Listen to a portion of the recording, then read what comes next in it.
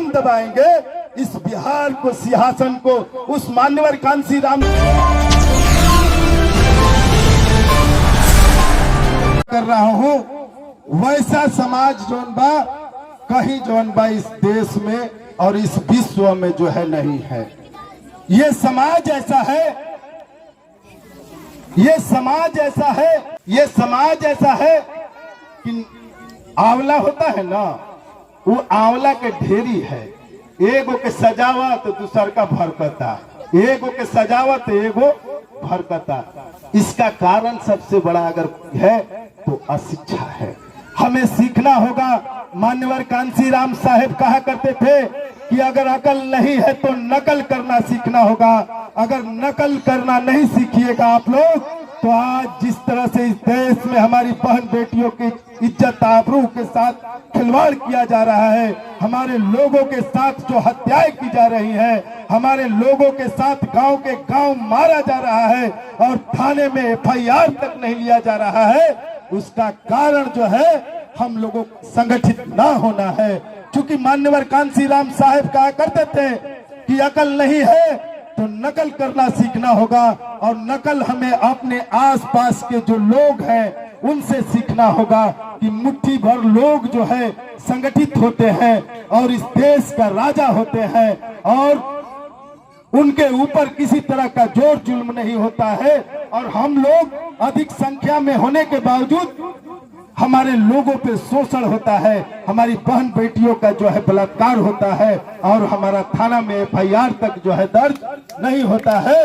तो हमें सीखना होगा। क्योंकि मान्यवर कांशीराम साहेब छोटी छोटी बातों से अपने लोगों को बहुत सारी बातों को बताने का काम किया कि संगठित समाज जो होता है, उस संगठित समाज पे किसी की मजाल नहीं होती है कि जुल्म कर ले। क्या मजाल होगा? क्या किसी का मजाल होगा? इसी गांव में आप लोग देखिए कि जिस घर में 5 गो भाई, 5 भाई संगठित है, अगर 5 भाई एक साथ है तो क्या पूरे गांव के जौन बा लोगों का मजाल है का कि उन लोगों से बोल देगा? जानता है कि जौन बा रावण खानदान है, एक साथ टूट जी हसा ना टूट जी हसा, क्या गलत कर रहे हैं? तो उस तरह से एक संगठित समाज होना चाहिए।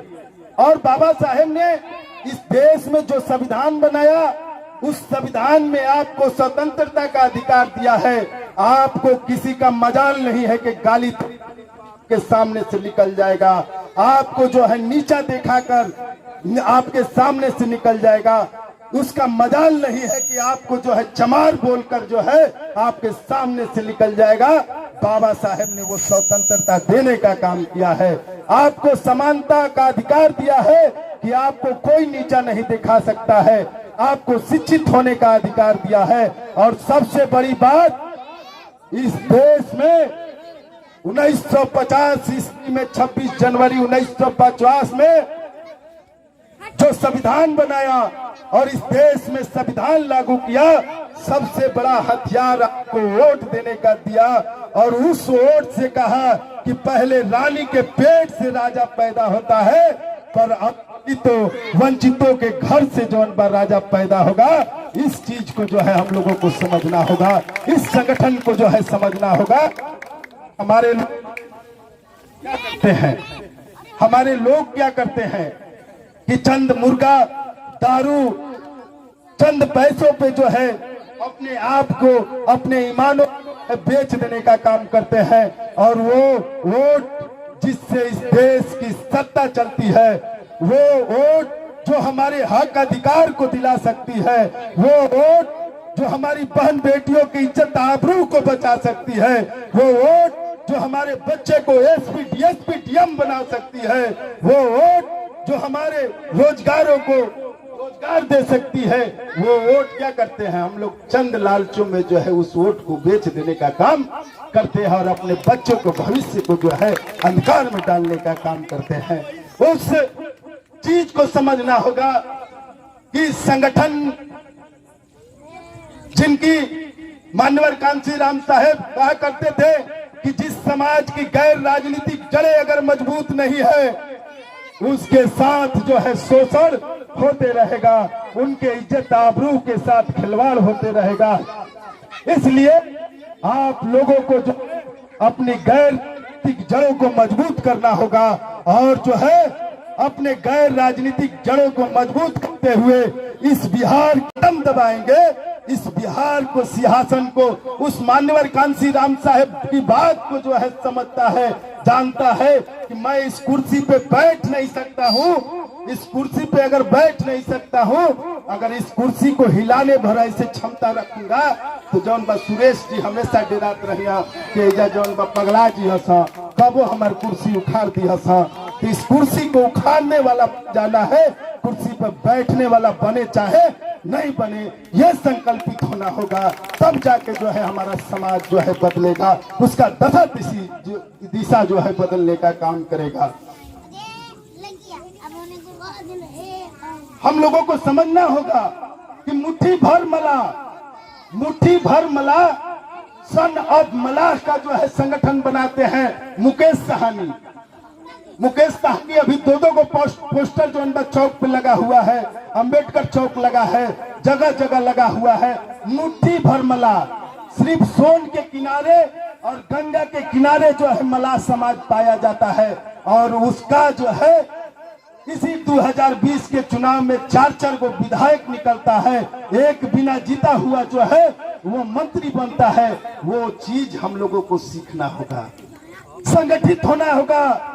संगठित जब होइएगा उसी संगठित समाज का पूजा होता है, अन्यथा कोई आपका पूजा करने वाला नहीं है। आज खासकर चमारों से पूछिएगा कि आपका नेता कौन है, 25 बरस के, तो ओकरा मालूम नहीं है, हाथ रचे उसका मालूम नहीं है। उसका 30 बरस का, 35 बरस का लोगों को मालूम ही नहीं है कि उसका पार्टी क्या है। तो हम लोगों को ये जानना होगा कि हमारा तीसरे नंबर की राष्ट्रीय लेवल की पार्टी बहुजन समाज पार्टी है और इस देश की जो विश्व की आयरन लेडीज, एक औरत जोनबा, एक औरत जो इस शेर की जोनबा बेटी कहलाती है, शेरनी कहलाती है, संसद की आयरन की लेडीज, वो जो है आपकी नेता है बहन कुमारी मायावती। ये जो है हम लोगों को जानना होगा। अभी उभरते हुए हम लोग, हमारे युवा साथी सखरा के करीबन 20 लोग जो है हम लोग अभी 25 तारीख को आकाश आनंद हमारे राष्ट्रीय कोऑर्डिनेटर, हमारे नेता जो है आए थे और हम लोगों ने जो भव्य स्वागत उस हॉल में किया, पूरा हॉल और पूरे बिहार की राजनीति जोन बा वो जो है चकाचौंध हो गई कि ये क्या हो गया, ये क्या हो गया, ये बिहार की सत्ता में एक अजीब सी जो है परिवर्तन कैसे आ गई। तो हम उन चंद लोगों को बता देना चाहते हैं जो हमारे समाज को बलगला के जो है वोटों को बलगलाने का काम करता है, उनके संगठित संगठन को बिगाड़ने का काम करता है। ऐसे बहरूपियों से जो है हम लोगों को सावधान होना होगा और सावधान होकर अपने नेताओं पे, अपने